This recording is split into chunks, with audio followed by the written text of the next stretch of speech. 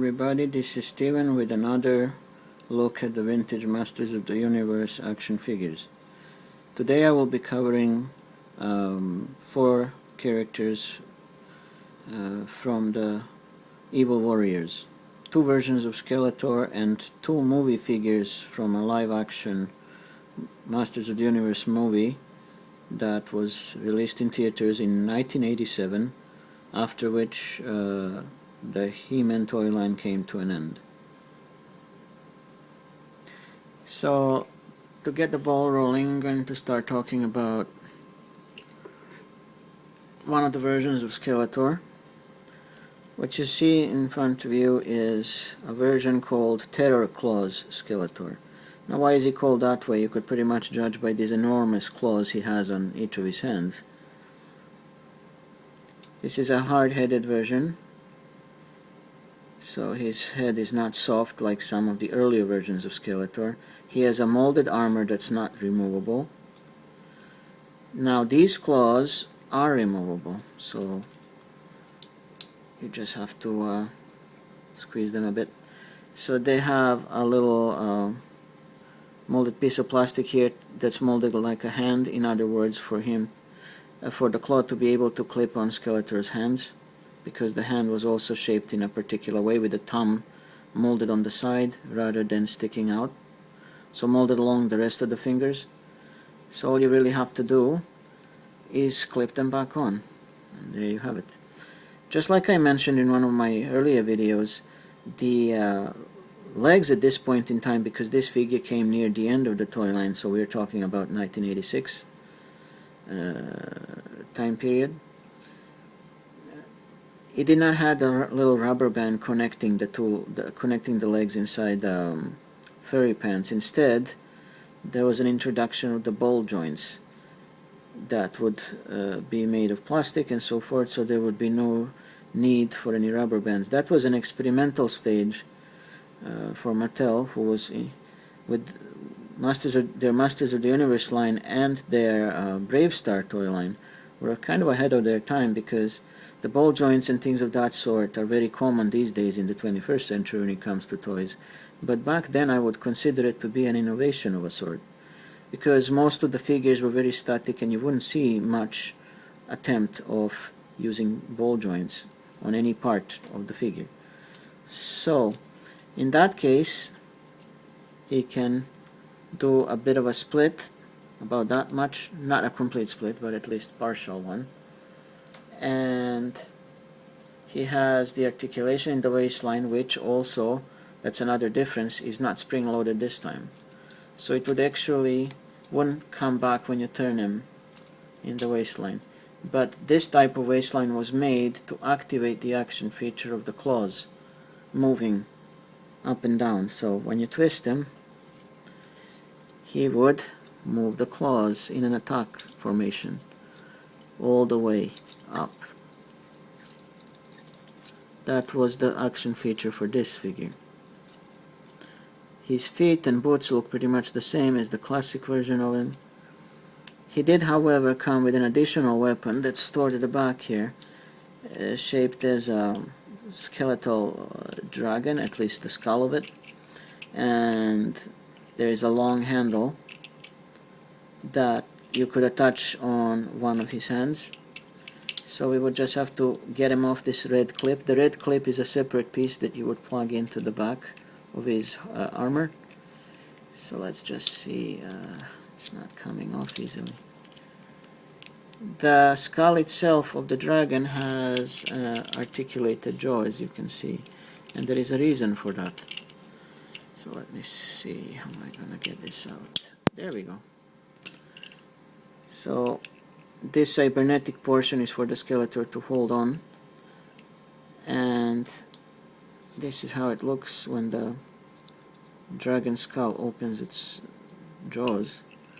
So I will show you by replacing one of the claws with the dragon skull weapon.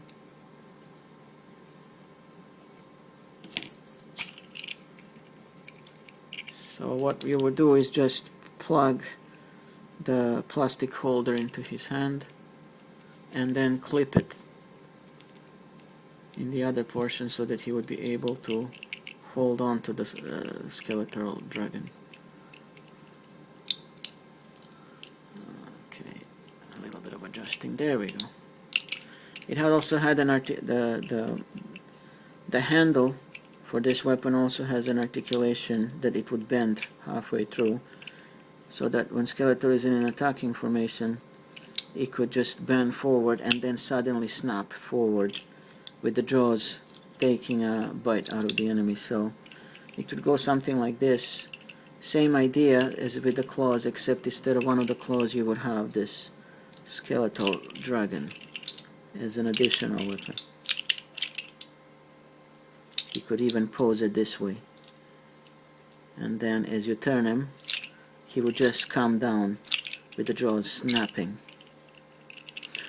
However, there is only one thing that you couldn't do with these claws: you cannot store them at the back.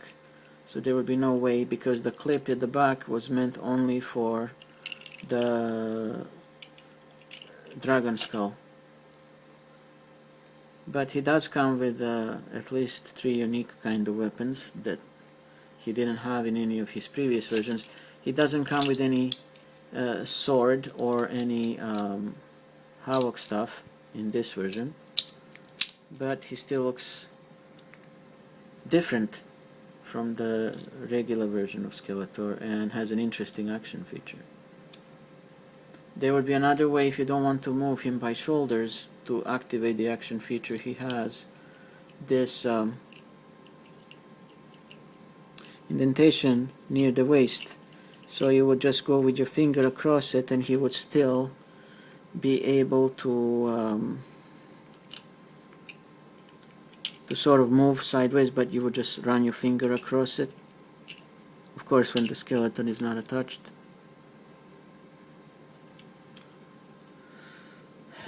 Now there was at least 4 or 5 different versions of Skeletor in the vintage toy line, each of them uniquely different, except the head was always pretty much the same, except for the laser light version of Skeletor, which was only available in certain European countries. And I do not have the vintage version of laser light Skeletor, but I do have the classics one. And anywho, so far in my previous video we had the look at the classic vintage Skeletor figure. Now we had a look at the Terror Claws, and the third one we're going to take a look at is Dragon Blaster Skeletor. Again, the head is pretty much the same, and it's the hard-headed version. This armor is removable, and he looks pretty much the same underneath as in his classic version. His legs and the color of his skin is all the same. Again, action feature. He has 2 action features in this particular version. He has the waistline punch that's spring-loaded. He comes with several accessories. He actually came with a riddle metal chain, but since I lost that one, I actually improvised with the plastic one that I found from another toy. And he came with his dark blue sword, and since I don't have an extra one, I improvised with this light blue one that came in the vintage weapons pack, where you get some extra weapons. So I armed him with just a different color sword. He also comes with this molded on little dragon that's attached to the back of him. In the mini comics, this dragon is alive and it looks like his pet, but the dragon has a purpose. He releases a deadly poisonous mist out of his jaws. Now you're probably wondering, how does he do that? That's where the second feature comes into play. He has a removable head, so what you would do, and it's the head on the bottom part of it is spring-loaded. You would fill this compartment with water, and then you would close it like so, and let me see if it's possible to recreate that. You would activate the water or the action feature by pressing on the head of the dragon. So let's see. I'm gonna try and release some water on these guys here.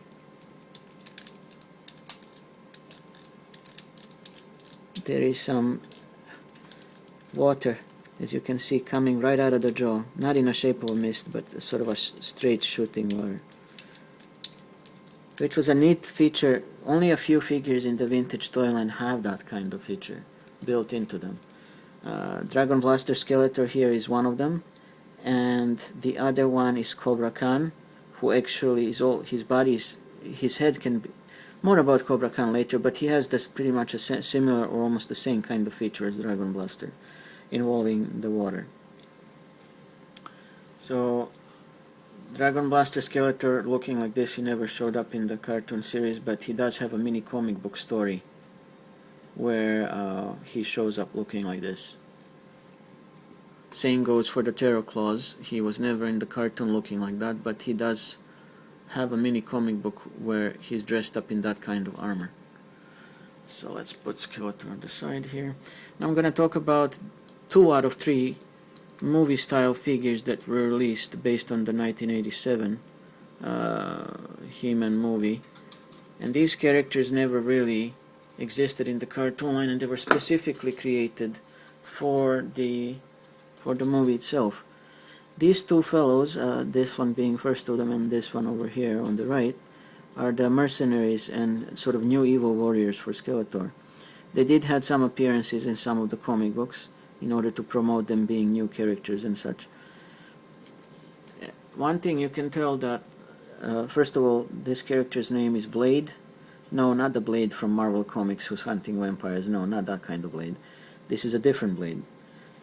Why is he called Blade? Well, because his specialty is knives, swords, for fighting.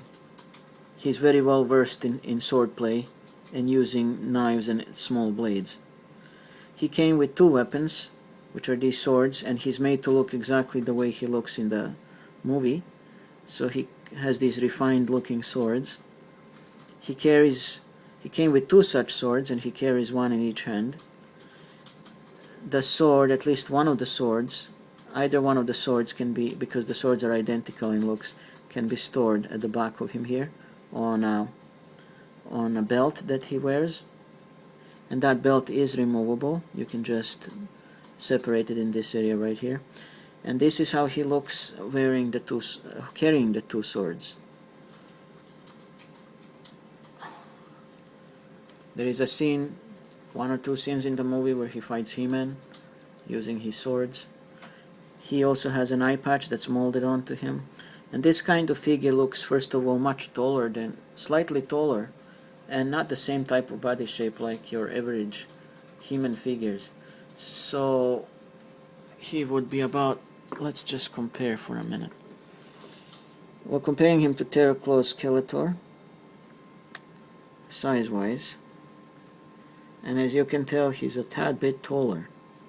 And his body type was not reused from another figure. He looks pretty much unique in the body type that was molded for him. And the legs are not curved like some of the other classic figures. They're actually molded to look straight, so there is no crouching in his pose.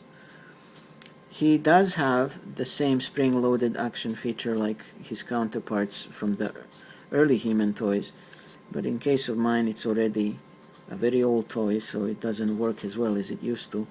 But he does have that, in other words, that he's able to swing his swords at the enemy one way or the from left to right or from right to left. He has a symbol molded on the faceplate on his chest here. He has the clothes molded onto him, so they're not removable. He also has this sort of kind of like robotic looking earphones of a sort that go all around his head. And another interesting thing is he has molded knives that he wears them on a small belt across his legs on both sides. Of course, the knives are not removable, they're molded on. He also has a knife, if it's possible to see because his boots are black. He has a knife molded on the side of his boot.